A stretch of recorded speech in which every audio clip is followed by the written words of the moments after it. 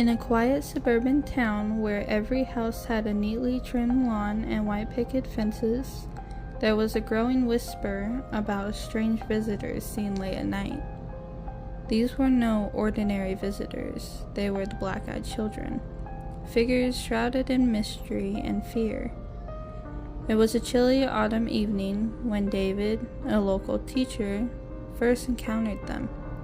He was setting in for the night, preparing for the next day's lessons, when a soft knock echoed through his front door. Curious but cautious, he peered through the peephole.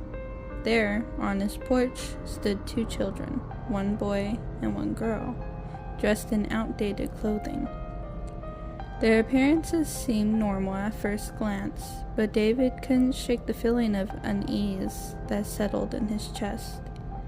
The children's eyes were pitch black, devoid of any sclera or iris, just endless voids. Their gaze was unsettling, an impenetrable darkness that seemed to pierce through the dim light of the porch. The boy, with a small pleading voice, asked if they could come inside to use the phone. David's instincts screamed that something was wrong, but he hesitated, remembering his own childhood lessons about helping others. Despite the growing chill in the air, he forced a smile and said, "I'm sorry, but I can't let you in." The girl's expression didn't change, but her eyes seemed to widen slightly, as if trying to pierce through David's resolve. "Please," she said, her voice colder now. "We really need to use the phone." David's fear intensified. He shook his head, trying to sound firm. "No, I can't help you. I need you to leave." The children exchanged glances, and the boy's eyes darkened further. "We won't be long," he insisted, his tone now tinged with an edge of menace. "Let us in. It's important." Suddenly, the porch light flickered, casting erratic shadows that danced around the children's faces. David resolved, "Pardon," and he slammed the door shut. The sound echoing in the silent night, he locked all the doors and windows, his heart racing. He peered through a crack in the curtains, watching as the children slowly walked away, their footsteps eerily silent on the pavement. They didn't turn back or hurry. They simply vanished into the night as if swallowed by the darkness itself. The next morning, David learned that other residents had reported similar reports. Stories emerged of the black-eyed children appearing in various towns, always seeking entry, always with those unnerving eyes. The encounters became more frequent, and the stories shared by frightened residents had one thing in common. Those who let the children in never saw them again. Their homes were found untouched, but the occupants had vanished without a trace. David never saw the children again, but the memory of the night stayed with him. He continued his life with a heightened awareness, always keeping his doors locked. Even when a gentle knock came in the middle of the night, the black-eyed children remained a chilling legend in his town, a reminder of the darkness that sometimes lurks just beyond the threshold of safety. My daughter woke up one night and started talking about the children that lived in the woods behind my house. I told her there was no one in the woods and to go back to sleep. She woke me up about an hour later and said they are back. I took her back to her room, and she wanted me to stay with her until she went back to sleep, so I did. I ended up falling asleep and woke up about an hour later. My daughter was standing at the end of the bed saying that the children were mad because my husband and I chose to have her instead of one of the children from the woods. I told her she was dreaming and we went back to sleep. When I woke up, I couldn't find my daughter, but she was under the blanket. I fixed her and went to my own bed to find my husband already awake. I thought he was using the restroom, but I was wrong. I looked outside my window and found some children taking him into the woods. I yelled his name, and the child holding his hand looked up. She was a faceless child, with just a wide mouth, with a smile on her face. We never found him.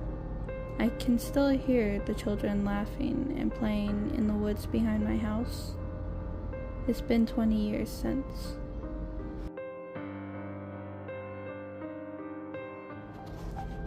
Once upon a time, in a small, secluded village, there was a legend about the whispering children.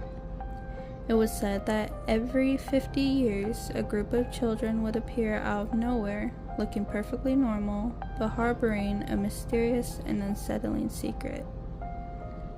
These children never aged, they never grew sick, and always seemed to know things they shouldn't. One autumn evening, as the leaves turned gold and the air grew crisp, the village awoke to find a new group of children playing in the village square.